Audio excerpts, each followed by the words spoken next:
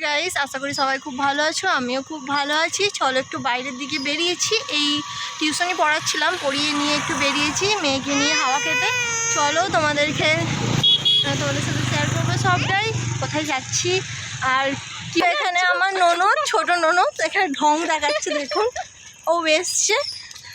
আর এখানে একটা কাকিমা আছে। চলো যাই, আমরা একটু গ্রাউন্ডের দিকে যাচ্ছি। আমাদের এখানে একটা নদী আছে, তোমাদেরকে দেখাবো। চলো, এই দেখো, এই যে এটা একটা লাইব্রেরি, জানো তো? এটা প্রতিষ্ঠিত হয়েছে 1980-তে। দেখেছো কত পুরনো। এটা আমাদের বাড়ির এখানে রাস্তা, এখানে যে মহাপ্রভুর মন্দির আছে এই পাশটাতে। এইটা সেই দোলের সময় পুজো হয়, খুব বড় করে পুজো হয়, ধুমধাম হয়, হরিনাম হয়।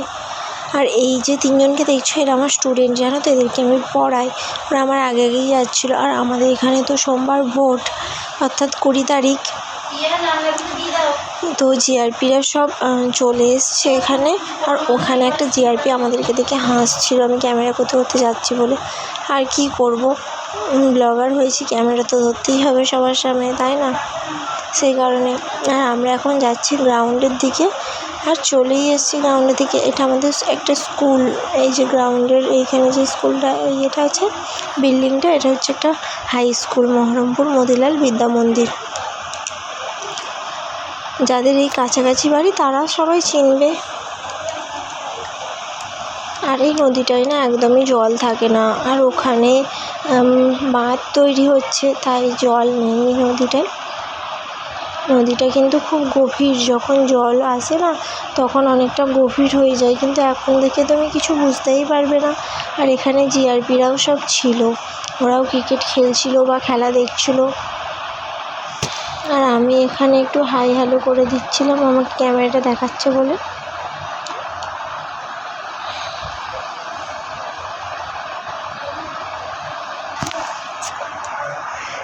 বাচ্চারা সবাই এতে খেলা করে, এখানে অনেকটা টাইম স্পেন্ড করা যায়, কারণ প্রকৃতির মাঝখানে টাইম কাটানোটাই অনেকটা সুন্দর, তাই না? দেখো নদীটায় একটুও জল নেই, শুধু ছাগল আর গরু চড়ছে নদীটাতে। আর অনেকটা চওড়াও নদীটা। আর আমরা এখানে তিনজনে দাঁড়িয়ে দাঁড়িয়ে মটকা মারছিলাম।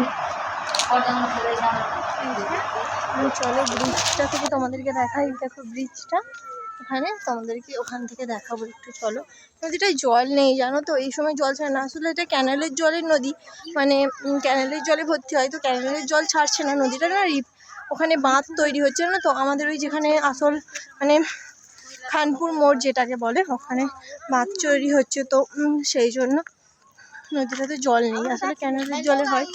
সত্যি কথা বলতে কি বলো তো বন্ধুরা, আমি ব্লগার হওয়ার স্বপ্ন দেখেছি কিছু ব্লগারদের দেখে, কারণ তাদের এই ব্লগগুলো আমার খুব ভালো লাগতো, তাই আমি ইন্সপায়ার হয়ে করতে চেয়েছি ব্লগ।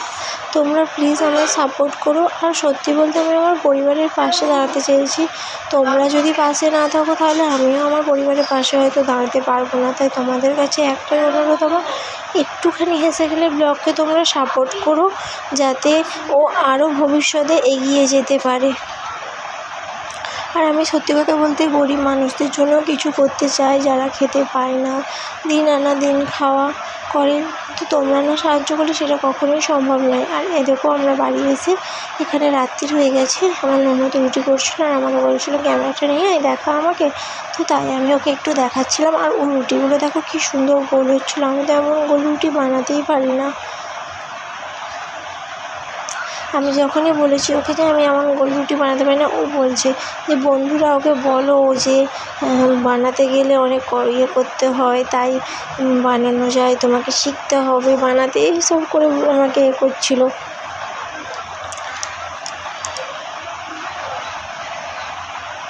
আর ঘেমে এখানে চান করে গেছে, এত গরম না, কালকে একদমই হাওয়া দিচ্ছিল না, আর রাত 9:30টার পর হাওয়া দিয়েছে, তো তখন একটু ঠান্ডা হয়েছিল।